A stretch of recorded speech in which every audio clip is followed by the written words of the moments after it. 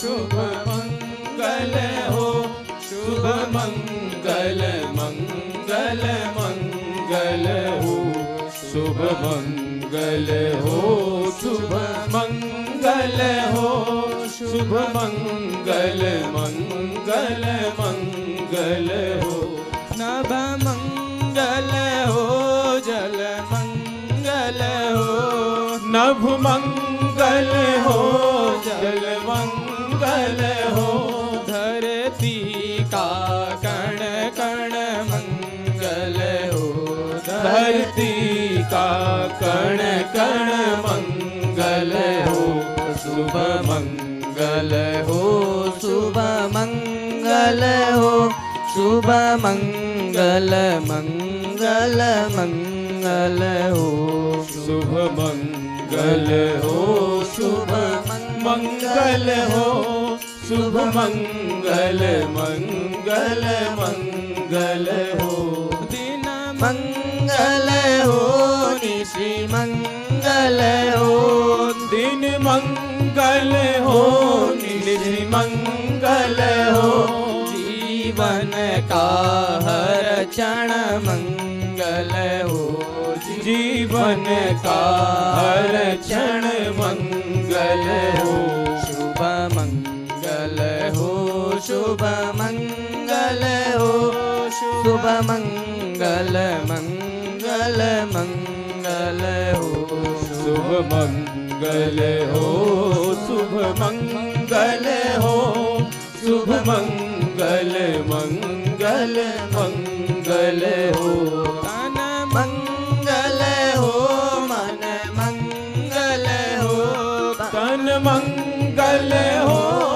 मन मंगल हो, श्रम से अर्जित धन मंगल हो, श्रम से अर्जित धन मंगल हो, शुभ मंगल हो, शुभ मंगल हो, शुभ मंगल मंगल मंगल हो, शुभ मंगल हो, शुभ मंगल हो, शुभ मंगल मंगल मंगल हो, मति मंगल हो, गति मंगल हो, मति मंगल हो, गति मंगल हो, मानव की हर कृति मंगल हो, मानव की हर कृति मंगल हो, शुभ मंगल हो, शुभ मंगल हो, शुभ मंगल मंगल मंगल हो, शुभ मंगल हो, शुभ मंगल हो, शुभ मंगल मंगल मंगल हो, शुभ मंगल मंगल मंगल हो, शुभ मंगल मंगल मंगल हो। नंद भगवान की जय। पुण्य सलिला पराम्बा भगवती माँ नर्मदा जी की उद्गम स्थली तपोवन अमरकंटक के इस सुरम्य वातावरण में स्थापित कल्याण सेवाश्रम के इस सभागार में आप सब बड़े सौभाग्यशाली हैं। महापुरुषों की सार गर्भित शास्त्रोक्त चर्चाएं सरलतम भाषा के माध्यम से आप श्रवण कर रहे हैं।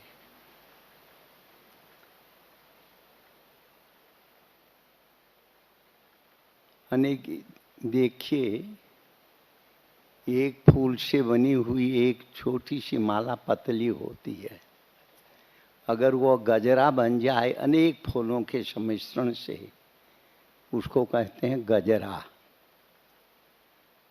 अनेक पत्ते फूल सब मिलकर के वो होते हैं।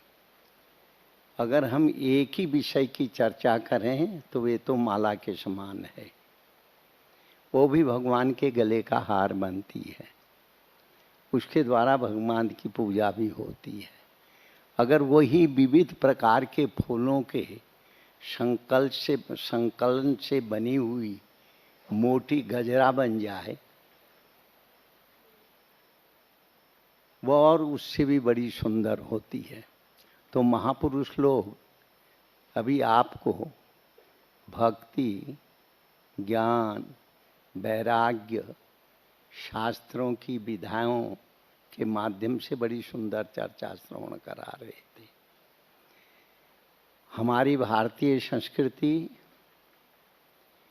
किसी व्यक्ति के द्वारा चलाई गई संस्कृति नहीं, किसी का व्यक्तिगत अनुभव इस संस्कृति को जन्म नहीं दिया है, किंतु यह भारतीय संस्कृति जब सृष्टि का आरंभ हुआ, प्रथम दिन की चर्चा में मैंने आपको बताया था, नास्ति सूक्ति की चर्चा के माध्यम से जब कुछ नहीं था, कुछ नहीं था तो कुछ भी नहीं था। न पृथ्वी थी, न आकाश था, न प्रकाश था, न अंधकार था, फिर क्या था? कुछ भी नहीं था। तो इस वातावरण में एक विस्फोट हुआ। वो विस्फोट एक शब्द स्फुरित हुआ जिसको हमने ओम कहा। गीता में भी भगवान ने ओमित्येकाक्षरम ब्रह्मम व्याहरन् मां मनुस्मरन् यह प्रयान्ति तजंग देह शयान्ति परमांगतिम। जिस शब्द की उत्पत्ति के साथ साथ यह सृष्टि अस्तित्व में आई, ओम उसके 3 गुण बने, सत्व रज तम। सृजन, पालन और संहार का क्रम ही उसी के माध्यम से हुआ। सृजन करने वाला रजोगुण हुआ, पालन करने वाला सतोगुण हुआ, अंत में इस सृष्टि को अपने में विलीन कर देने वाला तमोगुण हुआ। तो ये चर्चा हम लोगों ने पूर्व में बड़े विस्तार के रूप में की है, उसको दोहराने की आवश्यकता नहीं है। जब यह सृष्टि अस्तित्व में आई, इसके साथ साथ आकाश भी अस्तित्व में आया, वायु भी अस्तित्व में आई, अग्नि भी अस्तित्व में आया, जल और पृथ्वी भी अस्तित्व में आई। और इन्हीं से एक ऊर्जा प्रभामान हुई। वह ऊर्जा हमको विचित्र रूप में, विचित्र विधा के रूप में हमने उसको अनुभव किया हमारे मनीषियों ने। हम वेदों को अपौरुषेय कहते हैं। वेद किसी के द्वारा लिखे नहीं गए। सृष्टि के प्रारंभ में जब सृष्टि अस्तित्व में आई, तब उसमें एक ध्वनि पैदा हुई।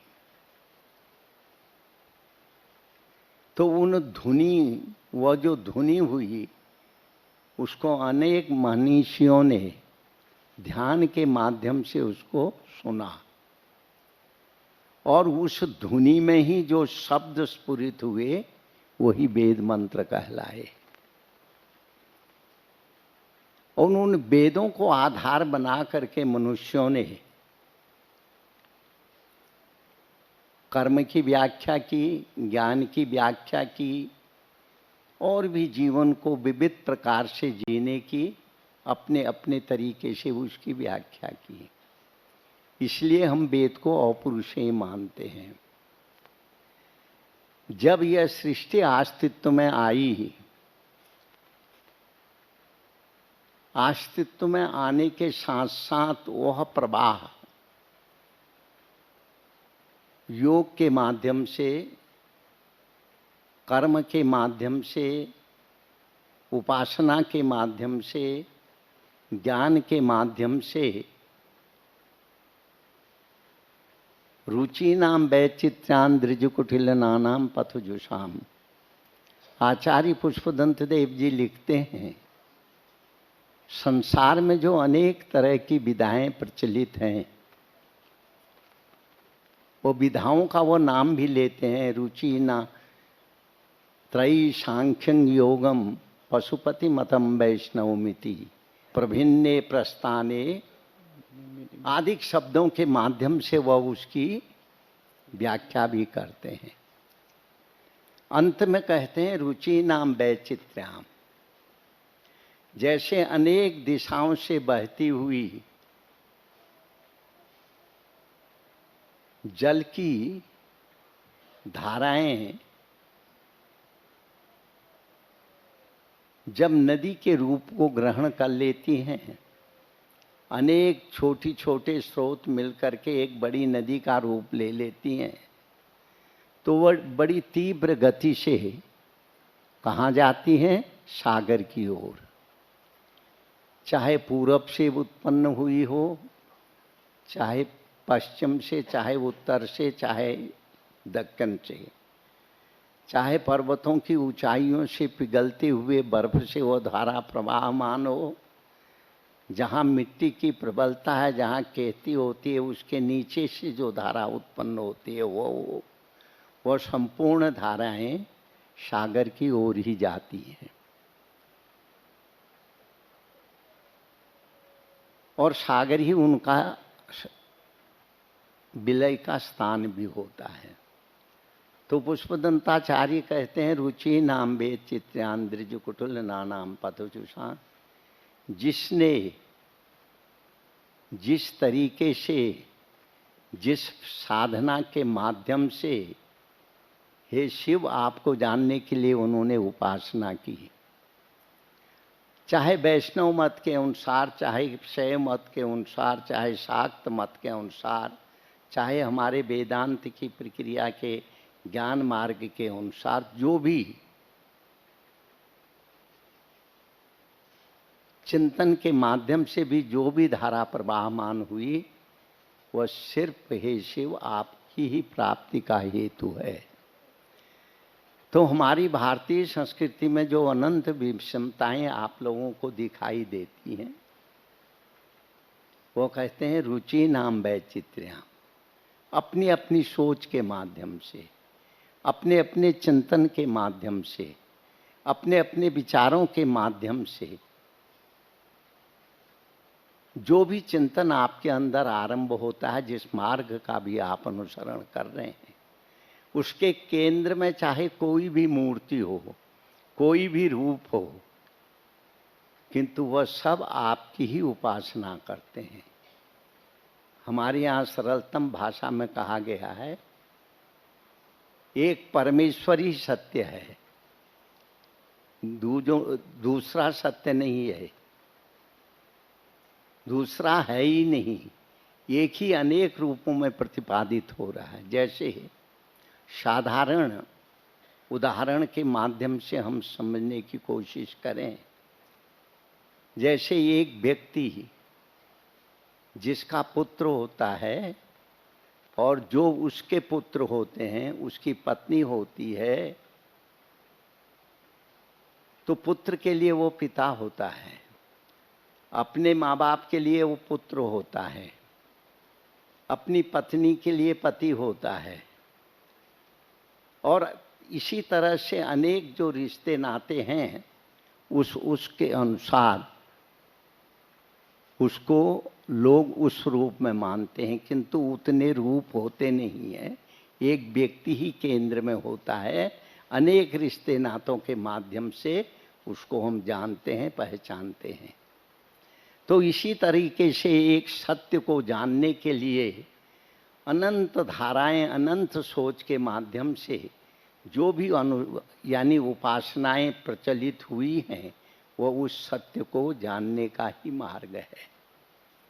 अंत में वह जैसे नदियां सागर में जाकर के ही सागर में समा जाती हैं, उसी तरह से अनेक तरह की उपासनाएं, अनेक तरह की सोच उस परमेश्वर में ही जाके समाहित होती हैं। यही हमारी भारतीय संस्कृति, हमारी भारतीय मनीषियों का चिंतन, यही हमारी मान्यताएं हैं। हम भले ही किसी रूप में, चैतन्य महाप्रभु ने कीर्तन की महत्ता को बताया।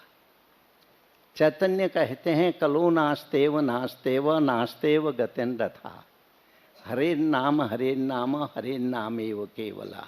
इस तरीके से अनेक महापुरुषों ने, जैसे मध्यकालीन हमारे महापुरुष हुए, इसके पूर्व जो हमारे आचार्य हुए, उसके पूर्व जो भी विवेचक हुए, लेखक हुए या उस तत्व को जानने वाले महापुरुष हुए, उन्होंने अपने अपने ढंग से उसी एक ही वस्तु का विवेचन किया।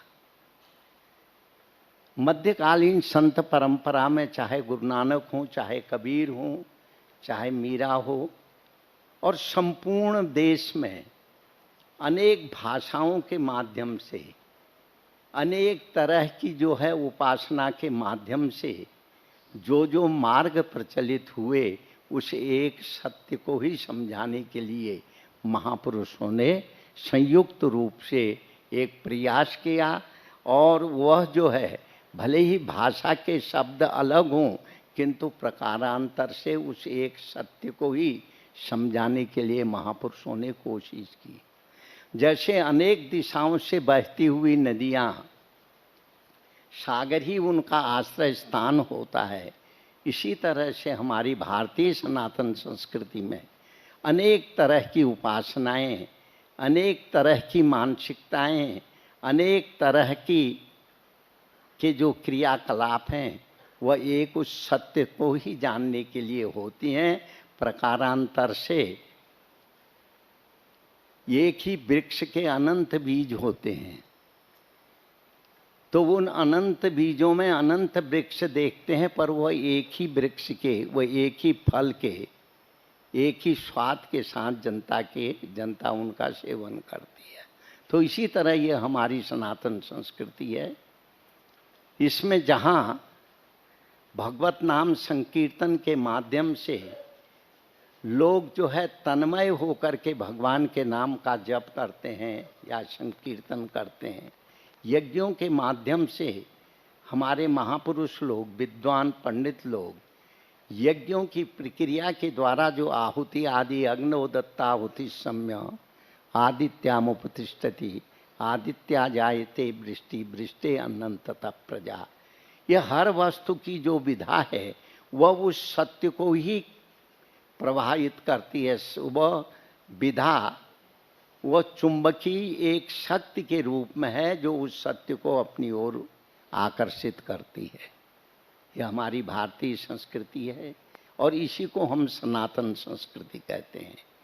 जब यह सृष्टि का आरंभ हुआ, जब शब्द हुआ और वह शब्द इस व्योम में, इस मंडल आकाश में फैल गया, तो वह शब्द सिर्फ शब्द था।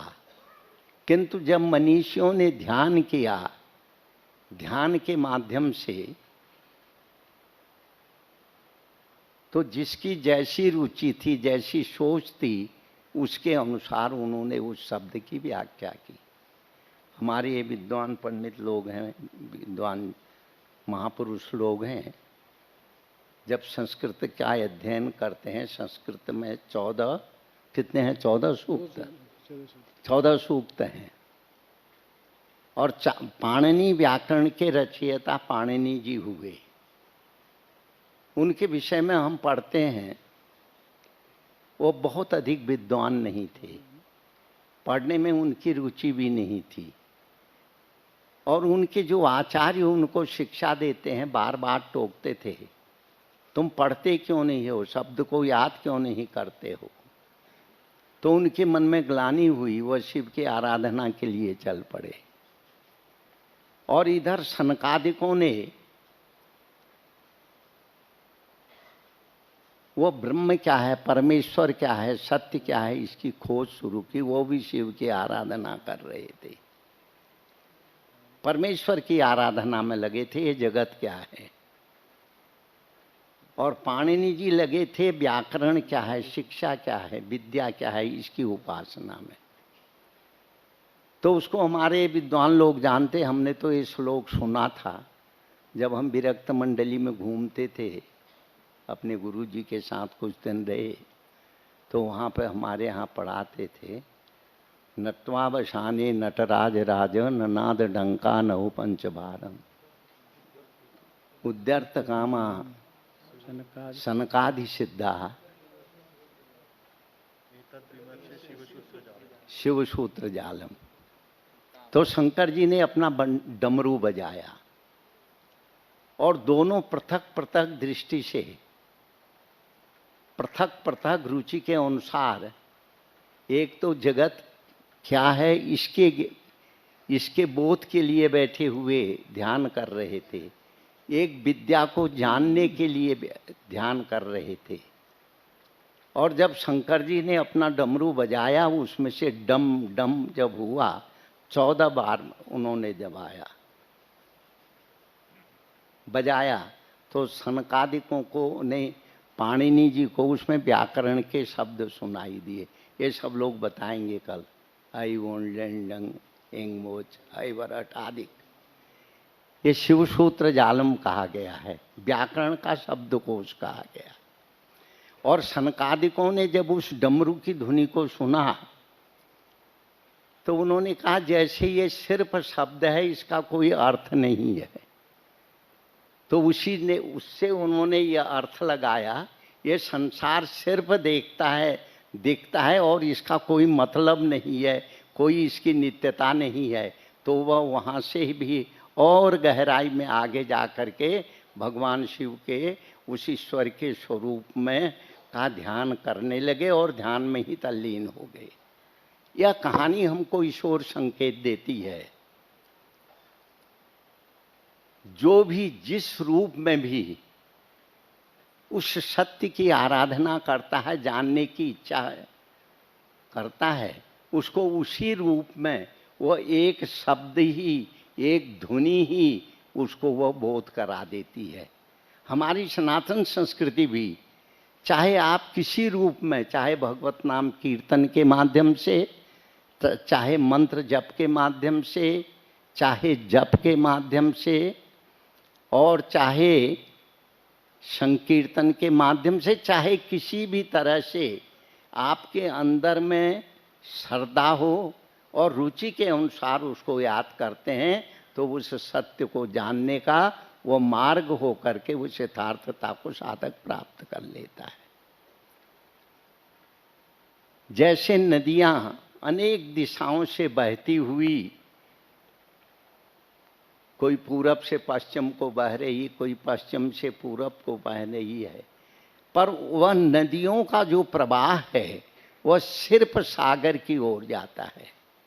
और तब तक वह नदियों का नाम और रूप है जब तक वह सागर में नहीं मिल जाती हैं। जब सागर में मिलती हैं, यह सागर की विशेषता है। समुद्र में का अपना कोई स्रोत नहीं होता है।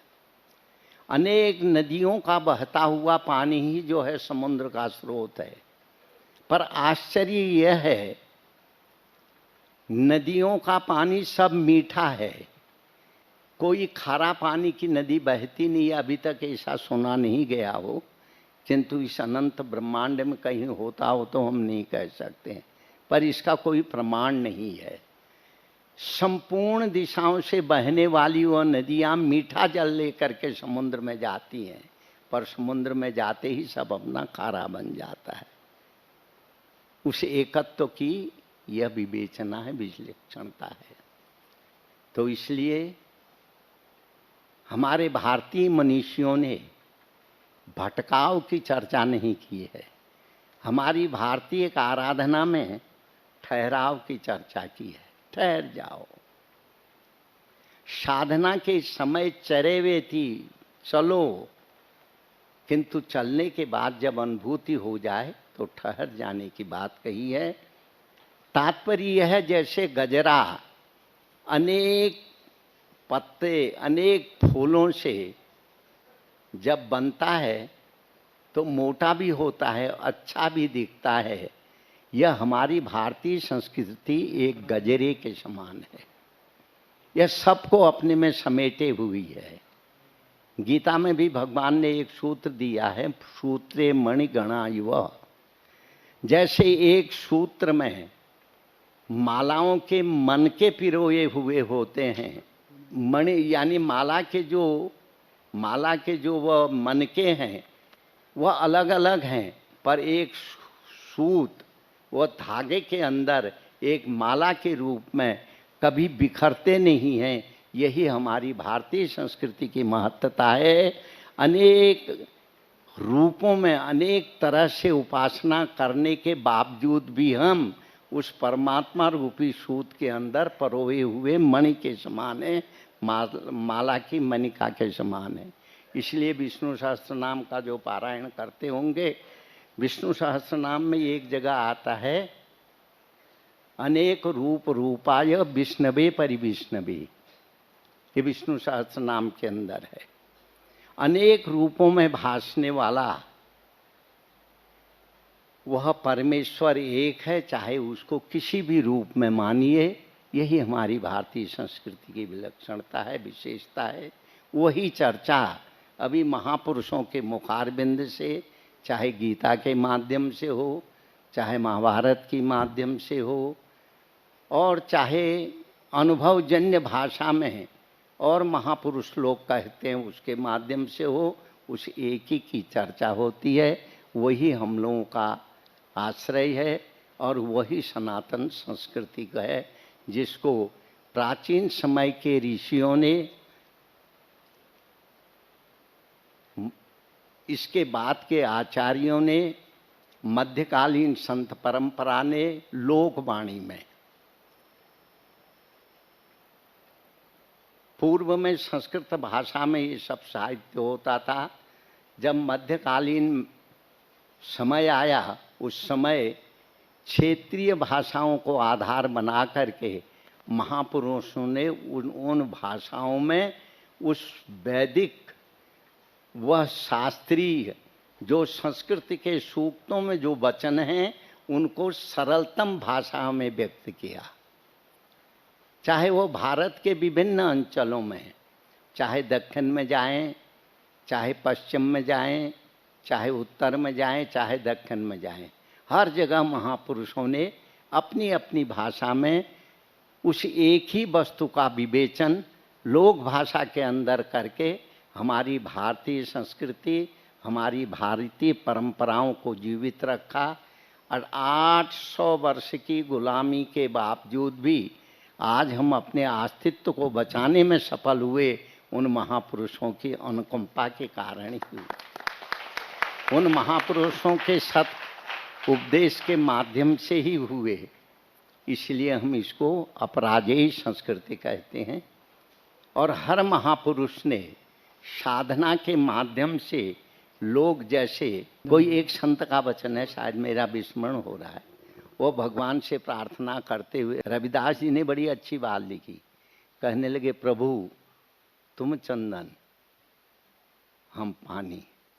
अगर चंदन को लकड़ी पे घिसो तो चंदन बनेगा नहीं जब तक उसमें पानी नहीं गिरेगा। तो रविदास कहते हैं, प्रभु तुम चंदन हम पानी, तुम चंदन हो हम पानी हैं। जब पानी और चंदन की लकड़ी का एक पत्थर के गोल गोल टुकड़े के ऊपर पानी डाल करके उस पत्थर के ऊपर चंदन को घिसा जाता है, तभी वो मत्थे में लगाने के लायक होता है। ये हमारे संतों की दूरदृष्टि, हमारी भारतीय संस्कृति की अपरेजिता और हमारी भारतीय महापुरुषों की दूरदृष्टि के कारण हम लोग इस सूत्र में बंधे हुए हैं। अनेक संस्कृतियां यहाँ पैदा हुई। आज कोई विश्व में उन संस्कृतियों का नाम लेने वाला नहीं रहा, पर 800 वर्ष की गुलामी के बाद भी आज हम अपने अस्तित्व को बचाने में सफल हुए। वह तलवार नहीं, वह संतों की वाणी और हमारी भारतीय उपासना की अपरियता के कारण ही हम लोग इस स्थिति में रहे। इसलिए आप सब लोग सौभाग्यशाली हैं। अभी भी महापुरुषों के मुखारबिंद से हर भाषा में, हर क्षेत्र में, चाहे भी भारत के विविध अंचलों में हम तो मणिपुर में भी गए, इम्फाल में भी गए, नागालैंड में भी गए। यहाँ जैसे हम अपनी भाषा में भगवान का भजन करते हैं, वो लोग भी भगवान का भजन वैसे ही करते हैं। हर जगह पे इस व्यापक संस्कृति को जो महापुरुषों ने लोगों को बताया, उसके कारण हम लोगों का अस्तित्व जीवित रहा। बहुत सुंदर चर्चा अभी महापुरुषों के मुखारबिंद से आप सुन रहे हैं। अपने जीवन में इसको धारण करने की कोशिश करें। सुनने से वेदांत में एक सूक्त आता है, नायं आत्मा प्रवचनेन लभ्यो न बहुधा श्रुतेन। ये जो वेदांत पढ़े हुए हमारे महापुरुष लोग हैं, ये इसका अर्थ समझाएंगे। पर सरल रूप में समझने के लिए, उस सत्य को, उस आत्मा को जानने के लिए बहुत सुनने की आवश्यकता नहीं है, और न उसको बहुत कहने की आवश्यकता है। सिर्फ उसको अपने अंदर में धारण करके उसको मानो। जब तुम्हारी आस्था और श्रद्धा जब उसको स्वीकार कर लेगी, तो वो खुद आपके सामने अपने को प्रकट कर देगा। यही हमारा भारतीय सूत्र है। हमारे एक महात्मा बड़ी सुंदर बात कहते थे, आया हूँ तेरे दर पर, कुछ करके हटूंगा, कर दे मेरा फैसला, नहीं तो मर के हटूंगा। यह थी दृढ़ता की प्रतीक, आस्था की प्रतीक। जिस मार्ग को हम ग्रहण करते हैं, कार्यम साधयामि किंबा शरीरम पातयामि की, मैं इस कार्य में अवश्य सफल हूँगा, भले ही इसमें मेरे शरीर न भी रहे, तब भी मैं इसमें लगा रहूँगा। यह धारणा होती है उपासना की। तो प्रथमम शैलपुत्री, शैलपुत्री कहने का तात्पर्य है, जैसे बरसात होवे, तूफान आवे, प्रकृति के अंदर हलचल भी क्यों न होवे, पहाड़ कभी अपनी जगह से डिगता नहीं है। पहाड़ उसी तरह से स्थिर रहता है। जो साधक साधना के माध्यम से उस परम तत्व को प्राप्त करने की इच्छा करते हैं, उनको पर्वत की तरह स्थिरता को ग्रहण करना होता है। हमारे योग के 8 अंगों में यम से लेकर के धारणा, ध्यान, अंत में समाधि की चर्चा की गई है। यह 8 अंग हैं। क्रमशः जैसे यम के बाद नियम, फिर आसन, यम नियम आसन प्राणायाम, धारणा, ध्यान, अंत में समाधि, यह एक क्रम के तहत होता है। यह 8 नहीं की जाती हैं। अगर हम चाहें हम ध्यान करें, योग करें, तो इन 8 अंगों को साथ साथ करेंगे सो बात नहीं। कुछ संकल्प के ऊपर आधारित हैं, और कुछ दृढ़ता के ऊपर आधारित हैं, और कुछ स्थिरता के ऊपर आधारित हैं। पर इन 8 अंगों के बीच से गुजरते हुए साधक अपना लक्ष्य ओमित्येकाक्षरम ब्रह्म, उस सत्य की ओर रखता है, उस सत्य की ही आराधना करता है। तो शैलपुत्री कहने का तात्पर्य यह है, जब हम उस पराम्बा, अपने अंदर जो अनंत ऊर्जा विद्यमान है, हमारे मनीषियों ने बड़ी सुंदर बात कही है, अंडेशो ब्रह्मांडे, जो संपूर्ण ब्रह्मांड में जो ऊर्जा विद्यमान है, यह ब्रह्मांड अनंत ऊर्जाओं से भरा हुआ है। तो जो ब्रह्मांड में अनंत ऊर्जा विद्यमान है, वो हमारे अंतर में भी सूक्ष्म रूप से अड़ोरणीयाम महतो महीयाम, अणु रूप से तो जो ब्रह्मांड में वह चेतना व्याप्त है, साधक अपनी साधना के माध्यम से जो अणु रूप में विद्यमान है उसको संसार के रूप में, ब्रह्मांड के रूप में उसको देखता है, उसमें प्रवेश करता है। प्रथमम शैलपुत्री च द्वितीयम ब्रह्मचारिणी। स्थिरता के साथ साथ इंद्रियों का संयम, यह बहुत जरूरी है। हमारे शरीर में 5 ज्ञानेंद्रिय, 5 कर्मेंद्रियों का वर्णन आता है, पर संयम होता है कर्मेंद्रियों का। तत्त कर्म में प्रवृत्त हुई वह इंद्रियां जब साधक को भटकाव की ओर ले जाती हैं, साधक की एकाग्रता को स्थिर नहीं होने देती है, तो उस समय आवश्यकता होती है संयम की। द्वितीयम ब्रह्मचारिण। ब्रह्मचारिण कहने का मतलब शरीर के विकारों से उसका संबंध तो जरूर है, किंतु इतना ही अर्थ इसमें जो है, इसका इतना ही अर्थ नहीं है, इसके आगे भी इसका अर्थ है। जिस सुंदर वस्तु को हमने नेत्रों के द्वारा देखा, जब वो हमारे अंतर में समाहित हो जाती है, हम उस जगह को छोड़ भी देते हैं, तो भी वह हमारे ध्यान में उसकी स्वतंत्रता, सुंदरता की अनुभूति होती है। यह संयम का फल है। इसका बड़ा सुंदर विस्तार किया जा सकता है।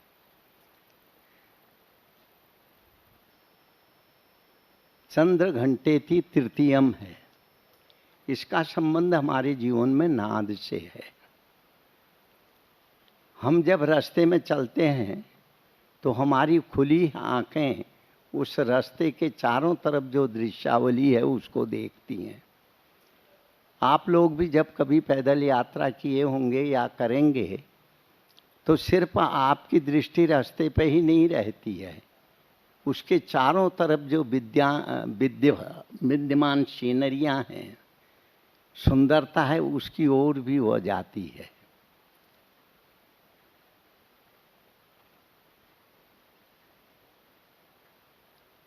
यहाँ पे इसका शब्द का अर्थ है नाद से।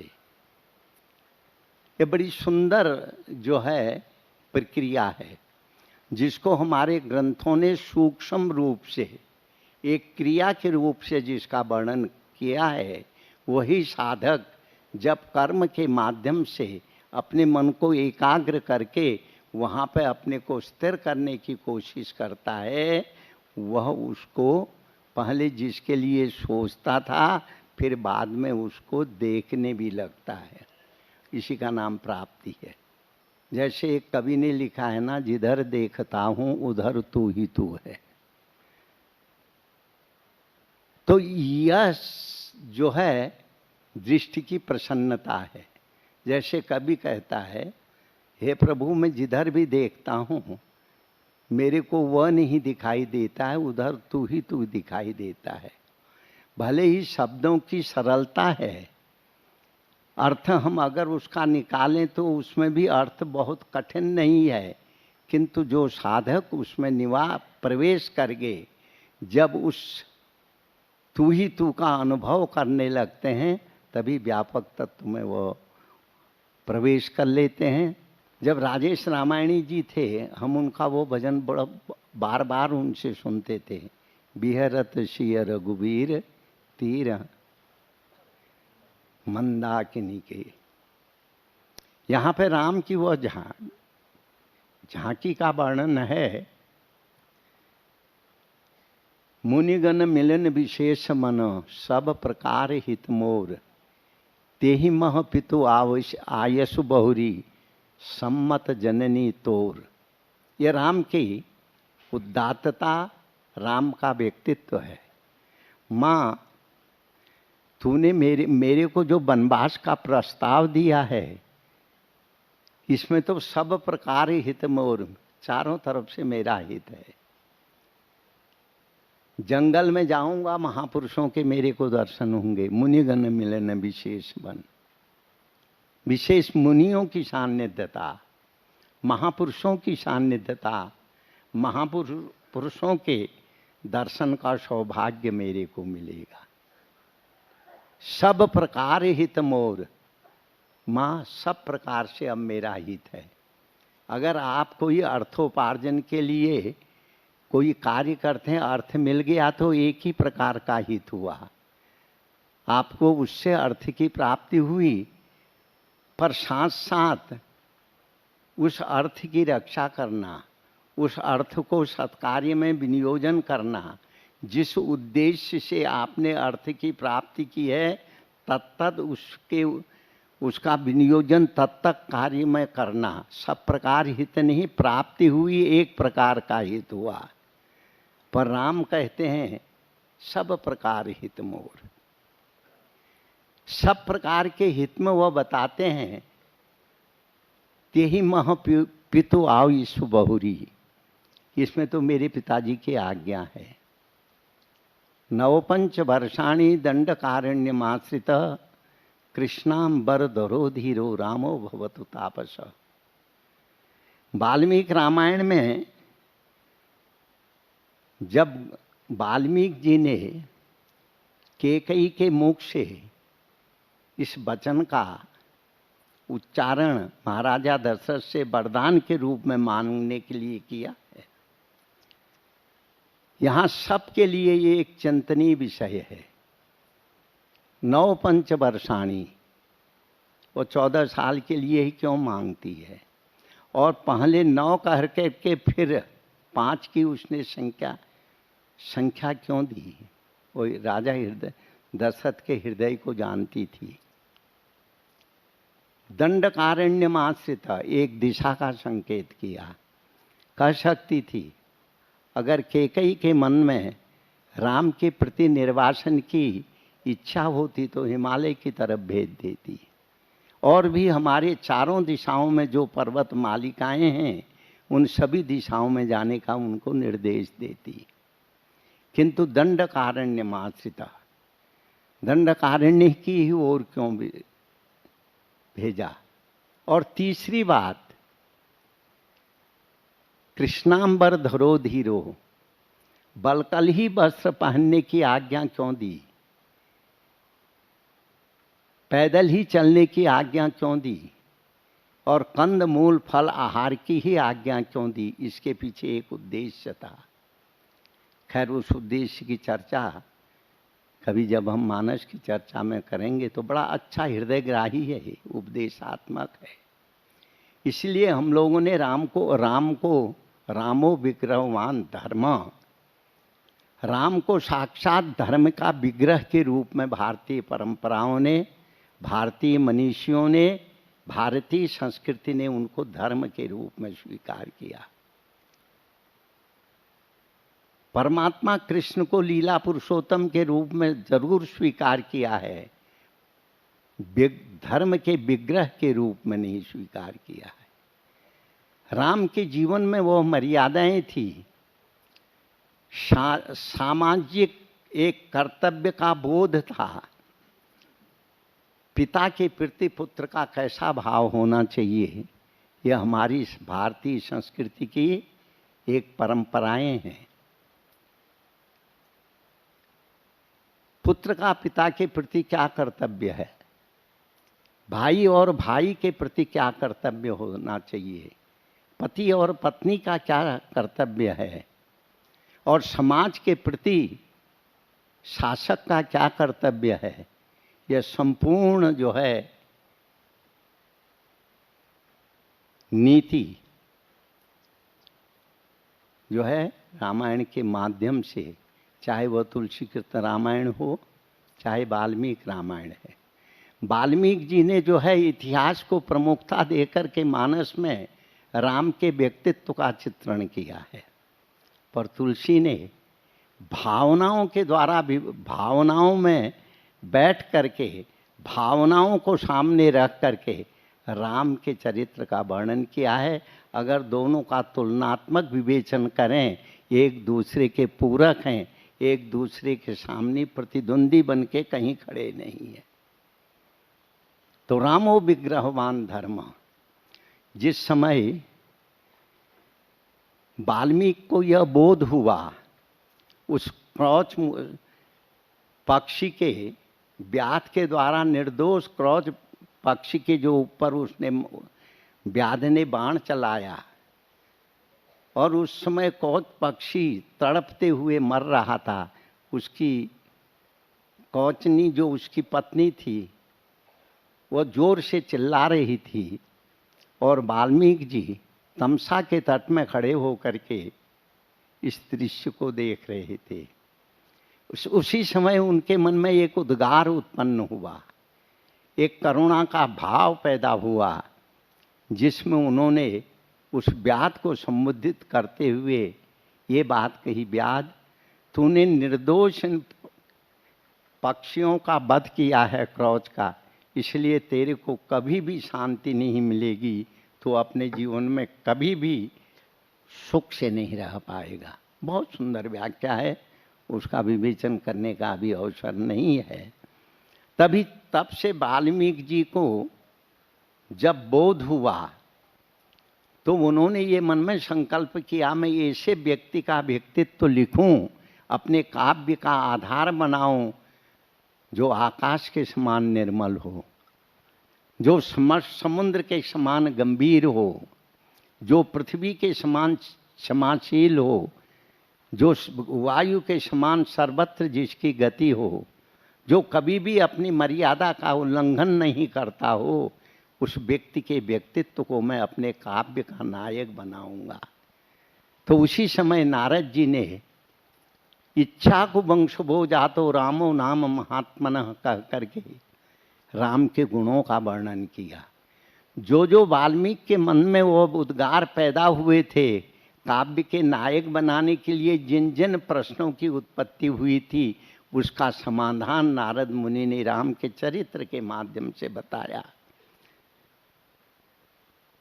देखो, संसार में संघर्ष किस बात का है? सिर्फ संपत्ति का संघर्ष है और अपने अहंकार का संघर्ष है, एक दूसरे को नीचा दिखाने का संघर्ष है। पर अगर हम घटनाओं को देखें, अगर हम साधारण एक नारी के रूप में कैकेयी का चित्रण करें, तो कैकेयी ने वही किया जो एक साधारण स्त्री अपने पुत्र के लिए संपत्ति प्राप्ति के लिए पति के साथ झगड़ा करती, वही कैकेयी ने भी किया। पहले वरदान में मांगा भरत को राज्य दीजिए, और दूसरे वरदान के रूप में रामो भवतु तापस, तपस्वी बना के राम को वन की ओर भेजिए।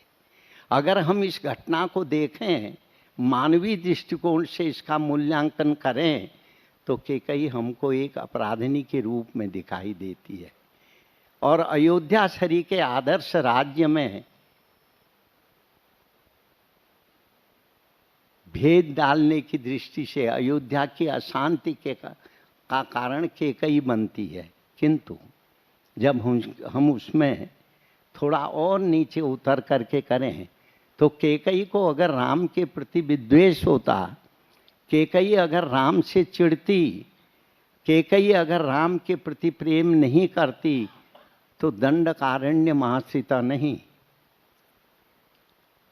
वो सीधे कहती इनको निर्वासित कर दो, और 14 साल की अवधि नहीं मांगती, आजीवन उनको निर्वासित होने का वरदान। और दशरथ प्रतिबद्धित थे उस वरदान को देने के लिए, तो दशरथ देते, किंतु कैकेयी ने ये नहीं किया।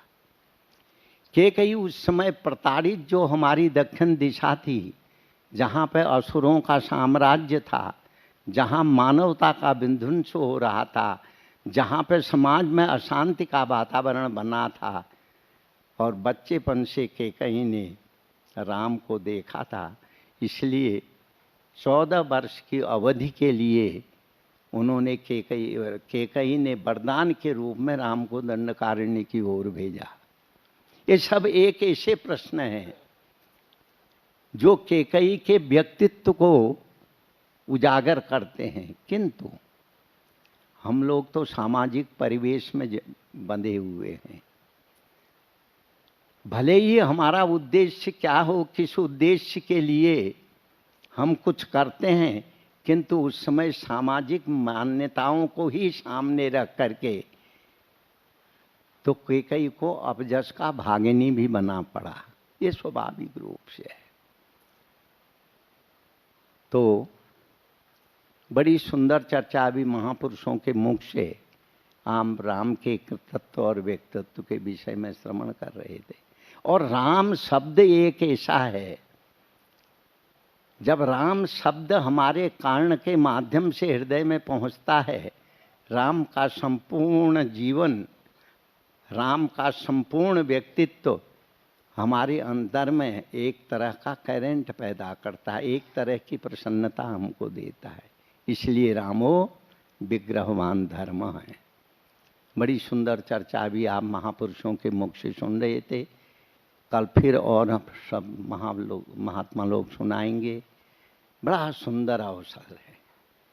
रामायण में एक चौपाई आती है, क्योंकि रामायण जो है तुलसीकृत रामायण, ये जन जन की भाषा का रामायण है।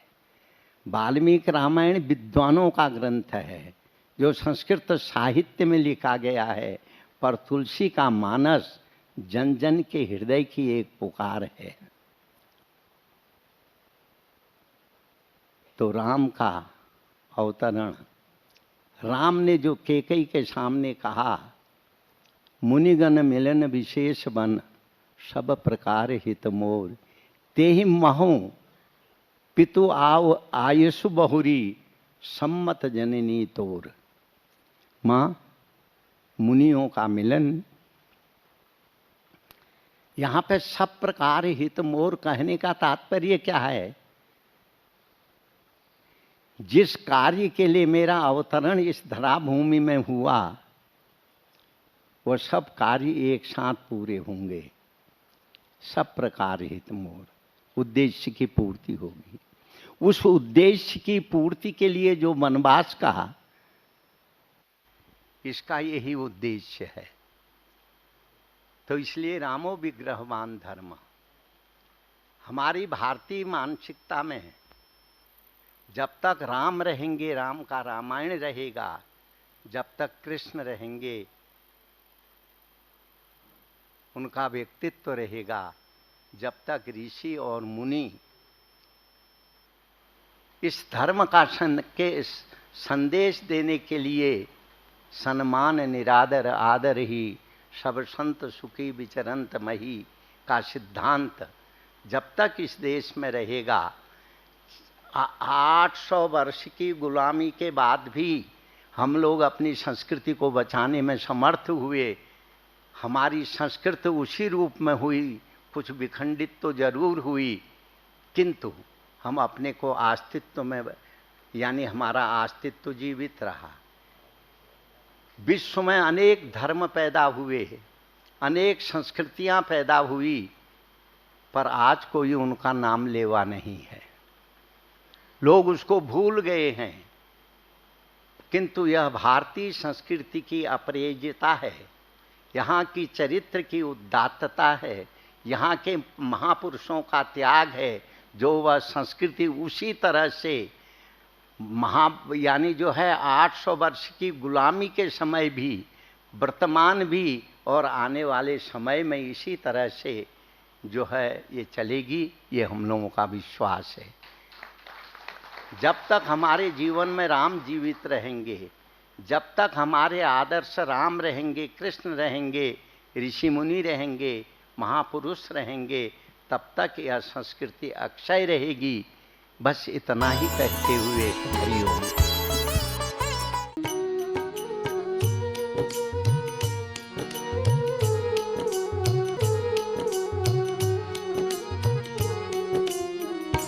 शुभ मंगल हो, शुभ मंगल मंगल हो शुभ मंगल मंगल मंगल हो शुभ मंगल हो शुभ मंगल हो शुभ मंगल मंगल मंगल हो नभ मंगल हो जल मंगल हो नभ मंगल हो जल मंगल हो धरती का कण कण मंगल हो धरती का कण कण मंगल हो शुभ मंगल हो शुभ मंगल हो शुभ मंगल मंगल मंगल हो शुभ मंगल हो शुभ मंगल हो शुभ मंगल मंगल मंगल हो दिन मंगल हो निशि मंगल हो दिन मंगल हो निशि मंगल हो जीवन का हर क्षण मंगल हो जीवन का हर क्षण मंगल हो शुभ मंगल हो शुभ मंगल हो शुभ मंगल मंगल मंगल हो शुभ मंगल हो शुभ मंगल हो शुभ मंगल मंगल मंगल हो तन मंगल हो मन मंगल हो तन मंगल हो मन मंगल हो श्रम से अर्जित धन मंगल हो श्रम से अर्जित धन मंगल हो शुभ मंगल हो शुभ मंगल हो शुभ मंगल मंगल मंगल हो शुभ मंगल हो शुभ मंगल हो शुभ मंगल मंगल मंगल हो मति मंगल हो गति मंगल हो मति मंगल हो गति मंगल हो मानव की हर कृति मंगल हो मानव की हर कृति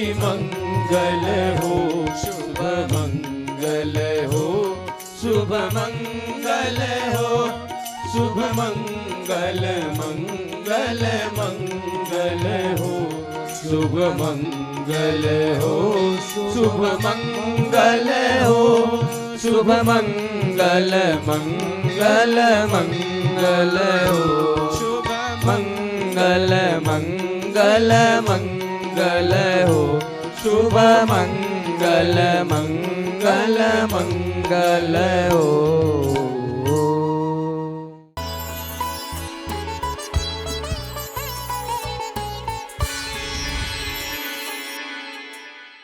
सुभा